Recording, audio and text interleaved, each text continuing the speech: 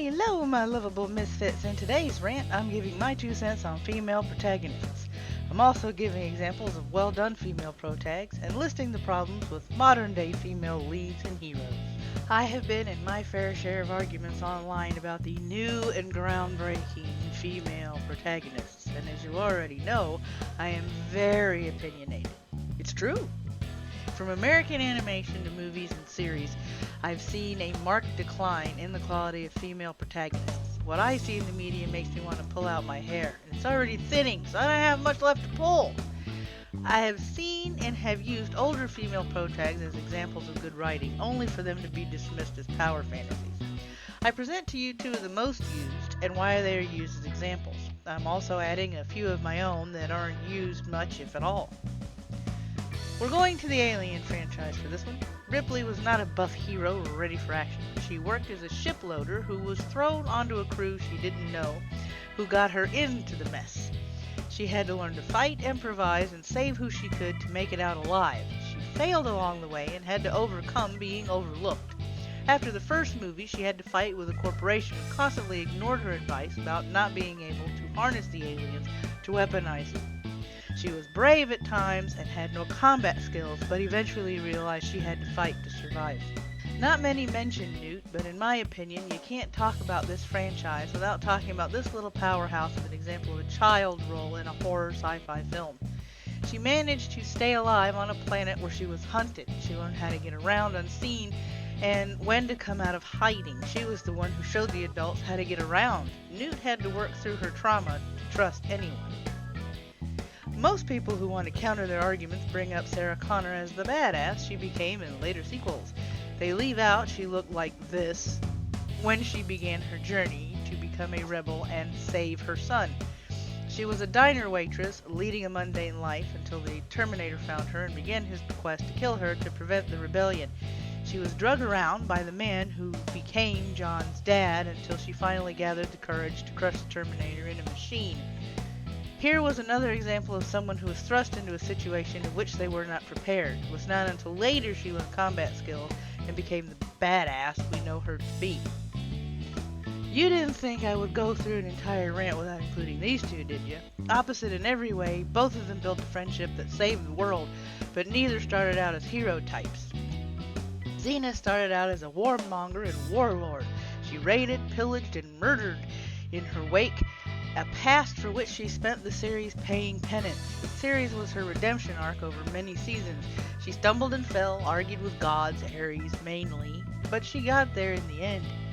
Gabrielle, the meek girl from a small village who came into her own. She learned combat from Xena, she found courage she didn't know she had, and showed wisdom beyond her years. It took a while before people took her seriously. She also became an Amazon. How's that for an arc? I am now going to add to the list of well-written female protags, and if you think she's a power fantasy, you might need counseling. Chihiro. She starts out in a way that is relatable to anyone who has had to move when they were a child. She was pouting, sad, and lashing out. She was put in a position where she had to find the courage to save her parents. She was understandably scared, worried, and nervous, but eventually found the strength and courage to save them. She was well written, and her courage grew every day she was there. It didn't happen overnight. Somewhere along the way, the progressive movement decided inner strength and femininity did not matter. They tried to rewrite what didn't need to be touched. They fixed what wasn't broken, something you should never do. I will offer some of the reasons why I think the quality is going down the drain. These hacks forgot there are two definitions of the word strength. Today's female lead is physically strong or has powers that are close to godlike. They have left having inner strength in the file cabinet as an outdated tool. The folly of leaning on this first type of strength is that it leaves no room for character growth. I present to you the action heroes of the 80s. Those movies were fun to watch, but their skill sets were limited to leaving cemeteries in their wakes. Most, if not all 80s action heroes were two-dimensional and predictable, but enjoyable. The problem with not writing someone with inner strength is that there's no struggle, no courage to find, no having to swallow your fear. There's no overcoming adversity, inner demons, or a dark past. What I'm getting at is basing a character on physical strength leaves no pivotal moment when the person becomes the hero, and there is nothing relatable. Anti-heroine/villain. Even though there are Jessica Joneses and Scarlet Witches, I am not talking about those. I am talking about the female protag who is introduced as the hero and deliberately does something against the law or contrary to any morals. I'm thinking of the butchering of Galadriel's character in The Rings of Power, sacrificing her fellow elves, or Captain Marvel's deleted scene where she assaults a man and steals his car. They use this to show how strong the woman is, when all this shows is how callous they are, and they disregard any morals to do what they want. They are insufferable. When writing any protag, they must have the qualities that make us empathize with them and want to root for them. This is no longer the case, as the female protags are now written to be selfish, self-absorbed, abrasive, know-it-alls, petulant, and completely unlikable.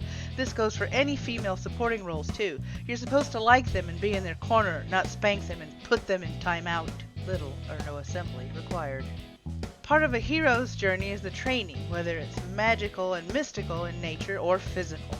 These days, female protags are natural at everything, from powers they've acquired from an explosion to mastering a high-level Jedi skill. I'm looking at you, Rey. There's no trial, no frustration, no training portion to their story. They either have their power throttled or are simply told they can do it and do it.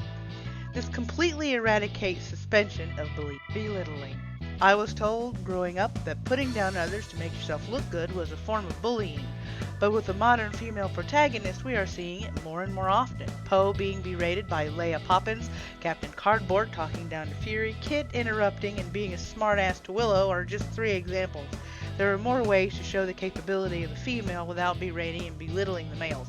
This includes writing them as utter buffoons, but that's a different rant. Practically perfect in every way.